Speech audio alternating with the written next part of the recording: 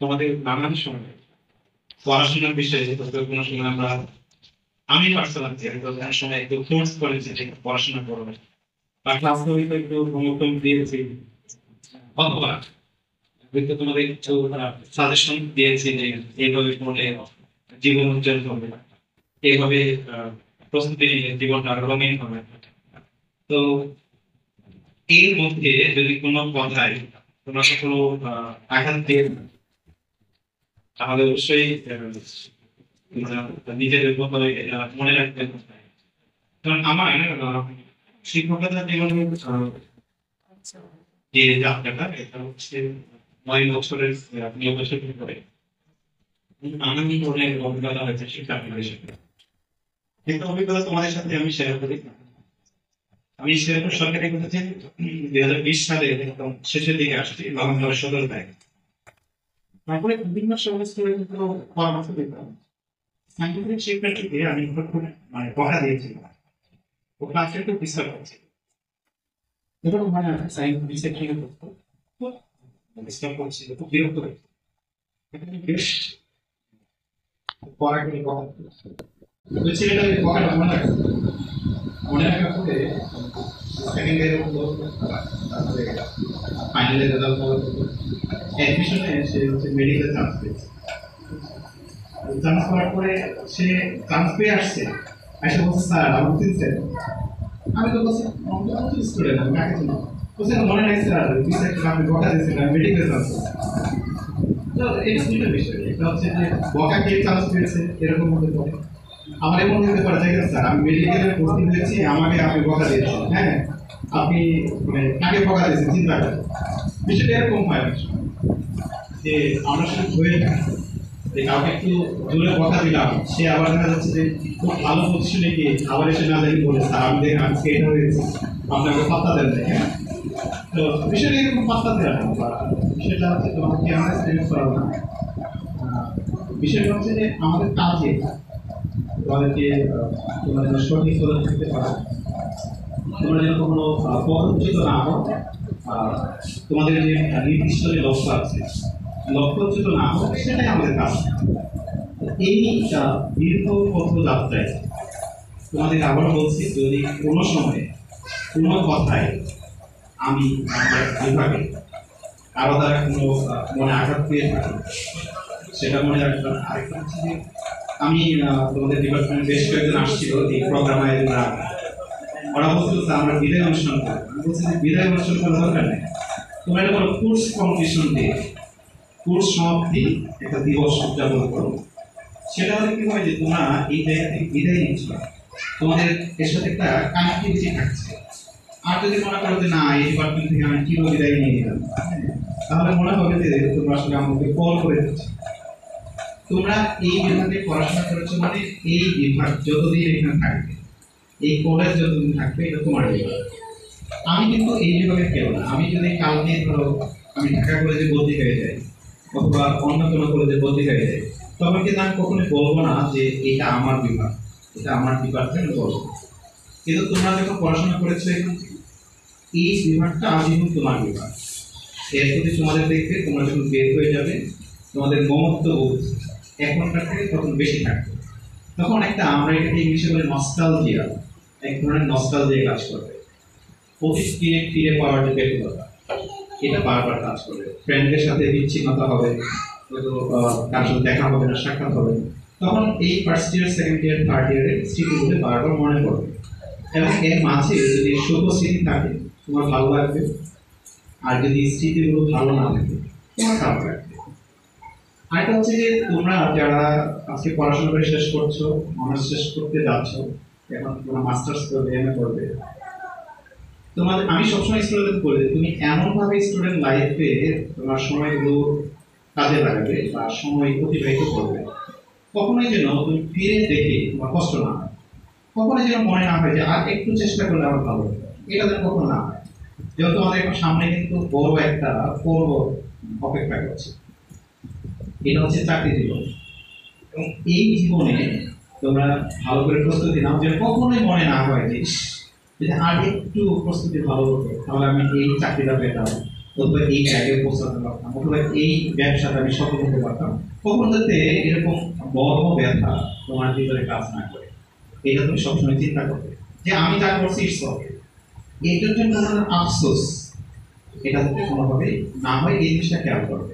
তার মানে তুমি যা করছো এটার জন্য ফিউচারে তুমি আফসোস না করে এইভাবে চিন্তা করে জীবনটা গঠন করা সবচেয়ে বুদ্ধিমানের কাজ।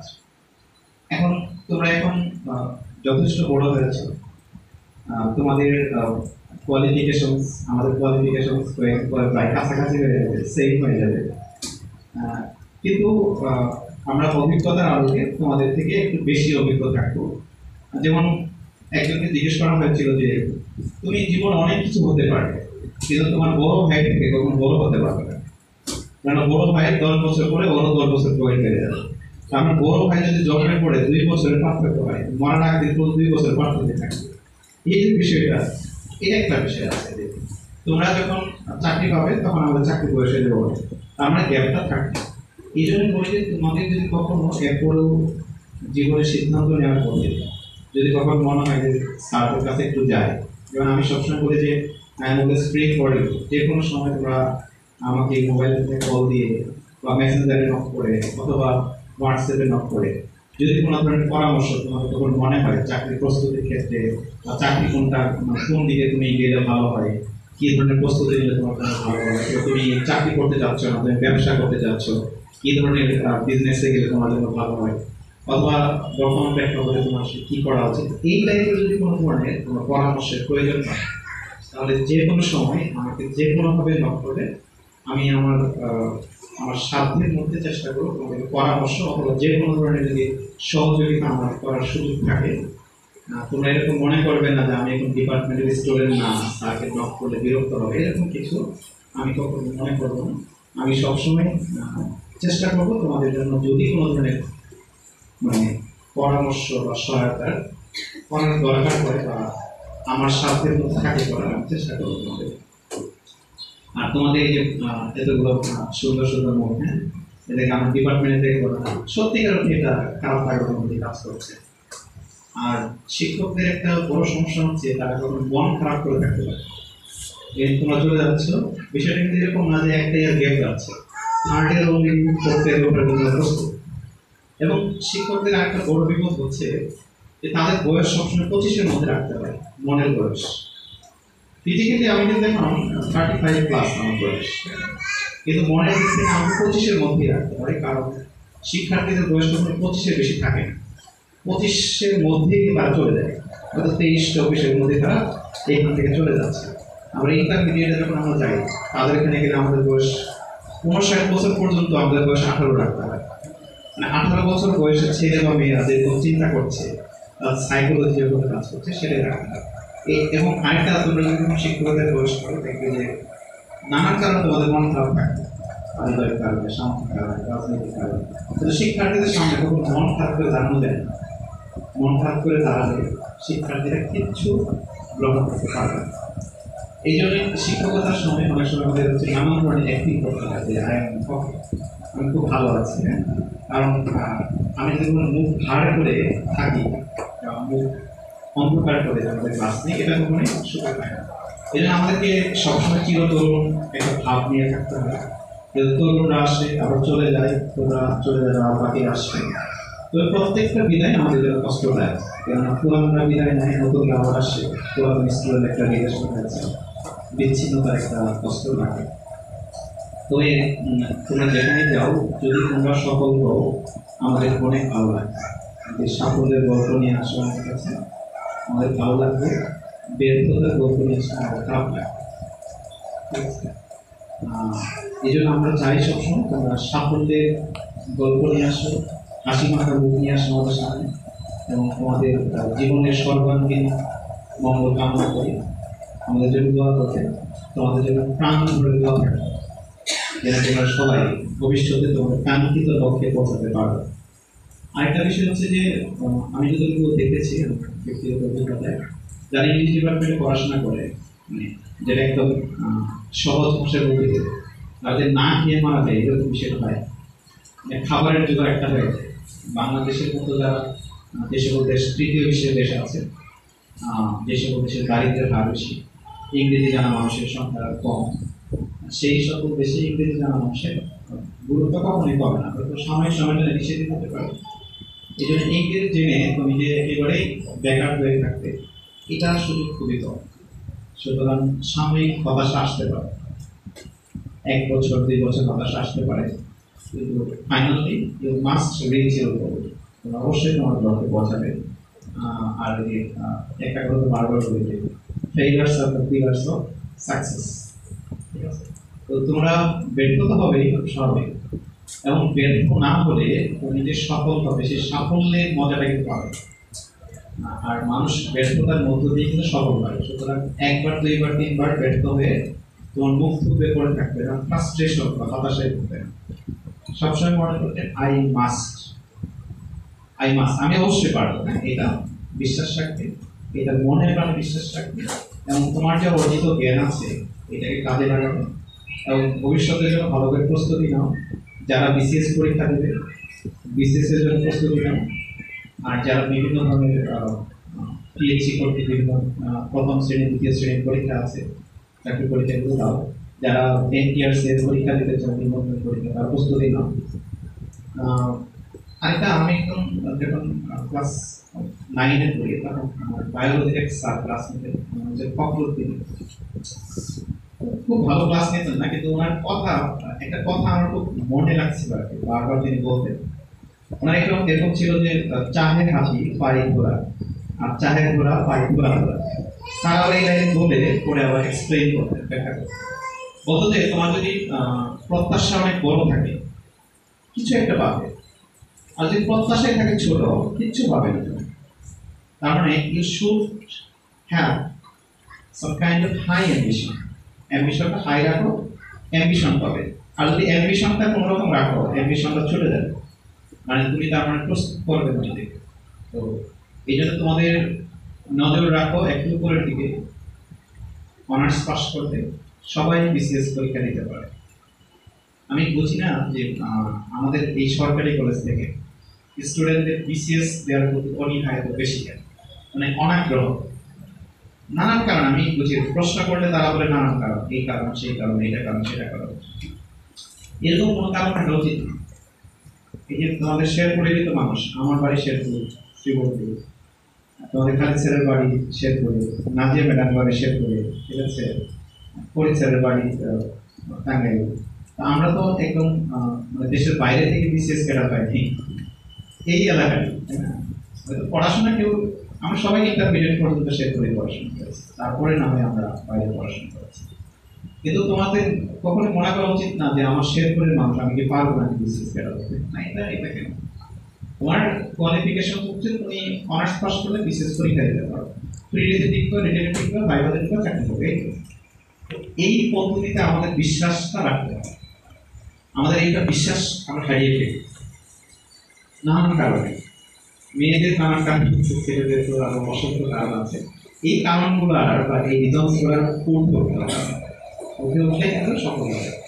কথা অনেক ভারী হয়ে যাচ্ছে, অনেকে হয়তো মনে করছে স্যার আমি তো আমার বিসিএস টিসিএস দিব না, আপনি তো ভারী ভারী কথা বললেন না, পাতলা কথা বলেন। হ্যাঁ,